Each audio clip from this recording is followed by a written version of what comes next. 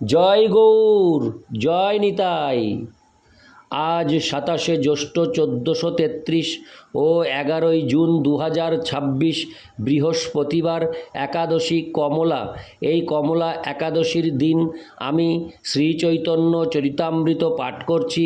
আজ আমি পাঠ করছি শ্রী চৈতন্য চরিতামৃতের মধ্যলীলা দ্বিতীয় খণ্ড, পঞ্চদশ পরিচ্ছেদ, সার্বভৌম ভট্টাচার্যের গৃহে শ্রী চৈতন্য মহাপ্রভুর প্রসাদ সেবার শ্লোক 88 থেকে 103।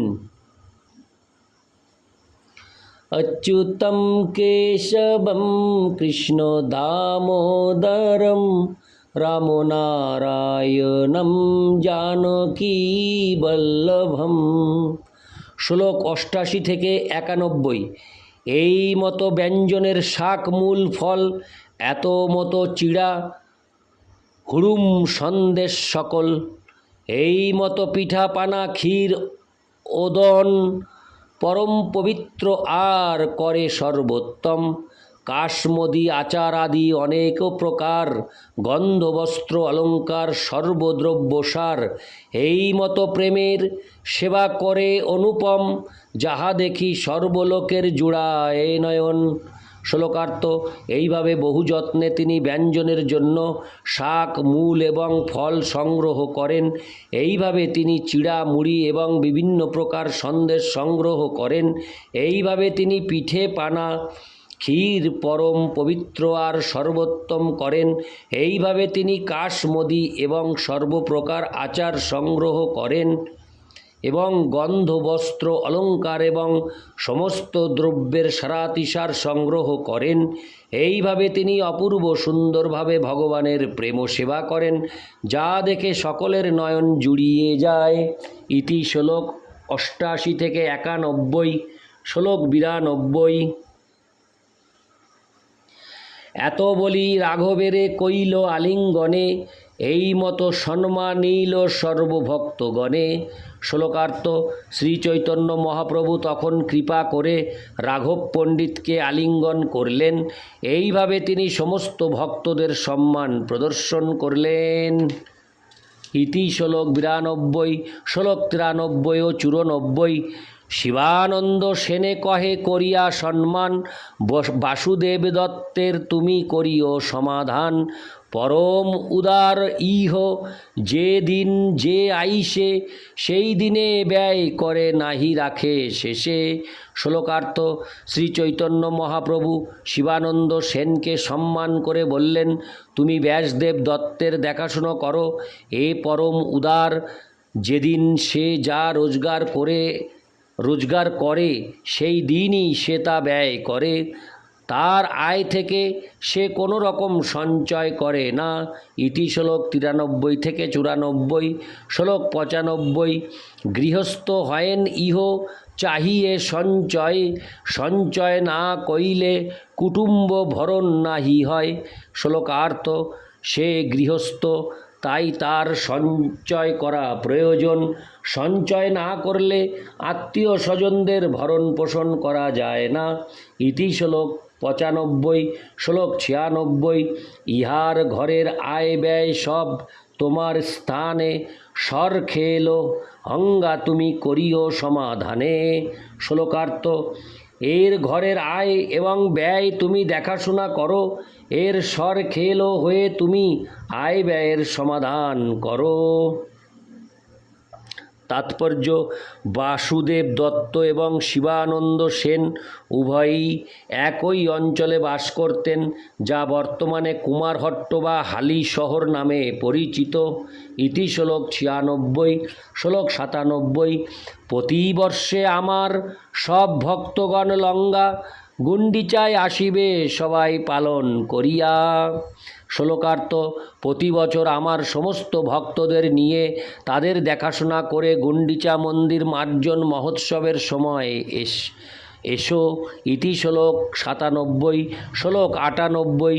কুলীন গ্রামীরে কহে সম্মান করিয়া, প্রত্যব্দ আসিবে যাত্রায় পট্ট ডরি লঙ্গা। শ্লোকার্থ: শ্রী চৈতন্য মহাপ্রভু তখন সম্মান করে কুলিন গ্রামবাসীদের প্রতি বছর রথযাত্রার পট্টডরি নিয়ে আসতে নির্দেশ দিলেন। ইতি শ্লোক 98। শ্লোক 99। গুণরাজ খান কইল শ্রীকৃষ্ণ বিজয়, তাহা এক বাক্য তার আছে প্রেমময়। শ্লোকার্থ। শ্রী চৈতন্য মহাপ্রভু তখন বললেন, কুলিন গ্রামে গুণরাজ খান শ্রীকৃষ্ণ বিজয় নামক একটি গ্রন্থ রচনা করেছেন। তাতে একটি বাক্যে তার কৃষ্ণ প্রেম প্রকাশ পেয়েছে। তাৎপর্য: শ্রী গুণরাজ খান রচিত শ্রীকৃষ্ণ বিজয় নামক পদ্য গ্রন্থটি বাংলার সর্বপ্রথম কাব্যগ্রন্থ বলে বিবেচনা করা হয়। শিল ভক্তি সিদ্ধান্ত সরস্বতী ঠাকুর বলেছেন যে আদিকবি গুণরাজ খান 1395 শকাব্দে ওই গ্রন্থ প্রণয়নে নিযুক্ত হন এবং 1402 শকাব্দে গ্রন্থটি সমাপ্ত করেন।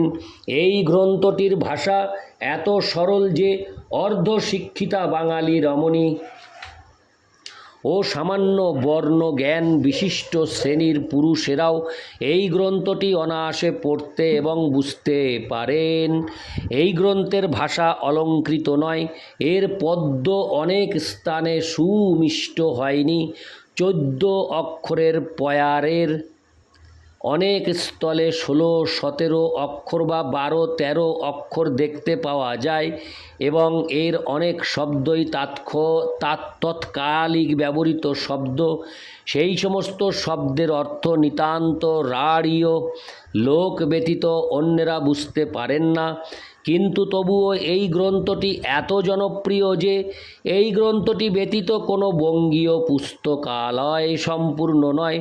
যারা কৃষ্ণ ভক্তি মার্গে উন্নতি লাভ করতে চান তাদের পক্ষে এই গ্রন্থটি অত্যন্ত মূল্যবান।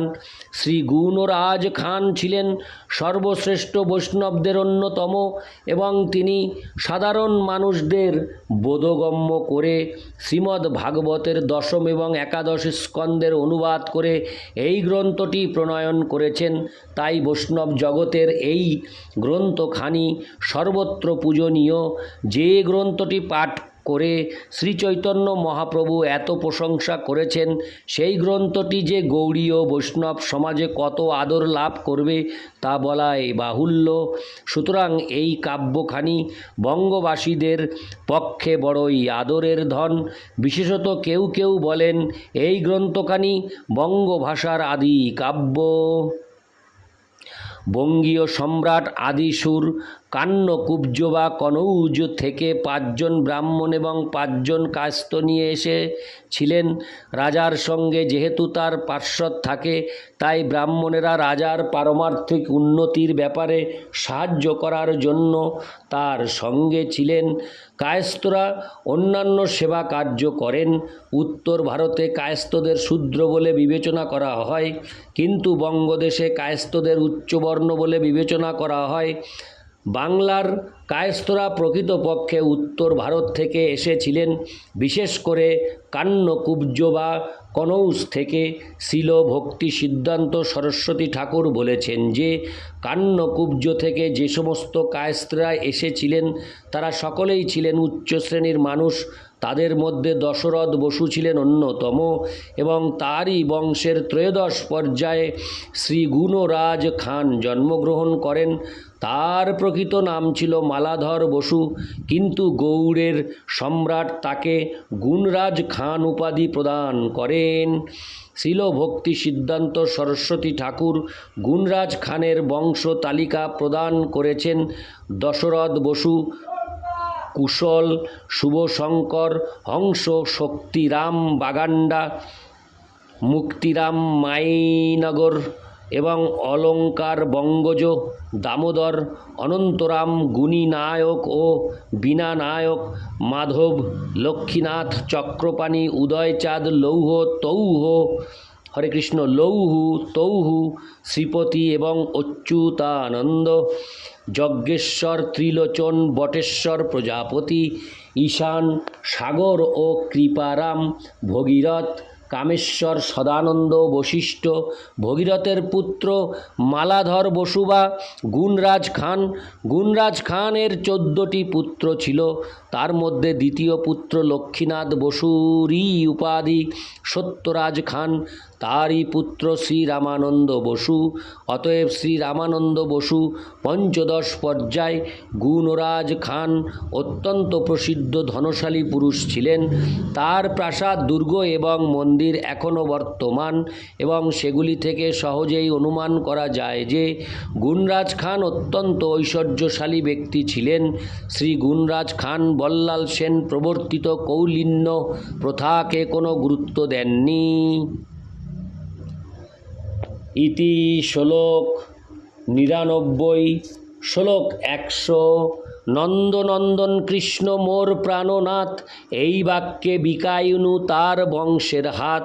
শ্লোকার্থ: শ্রী চৈতন্য মহাপ্রভু বললেন, গুণরাজ খান তার শ্রীকৃষ্ণ বিজয় গ্রন্থে লিখেছেন, নন্দ মহারাজের পুত্র কৃষ্ণ আমার প্রাণনাথ। তার এই বাক্যটির প্রভাবে আমি তার বংশের কাছে বিক্রি হয়ে গেছি।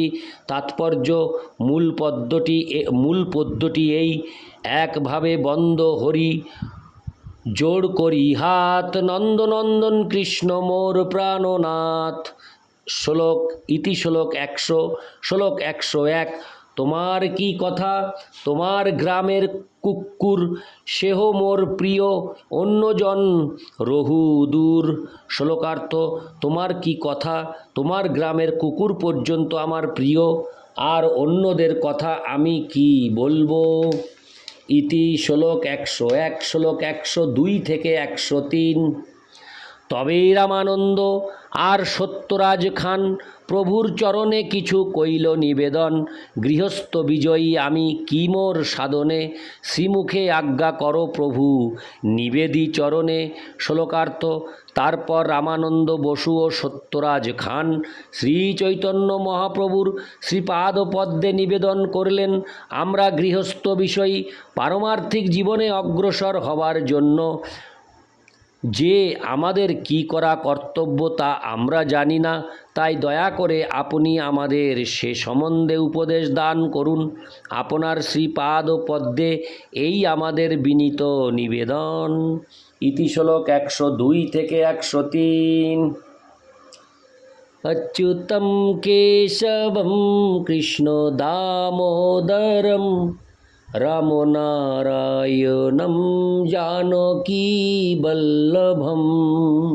জয় গৌর, জয় নিতাই।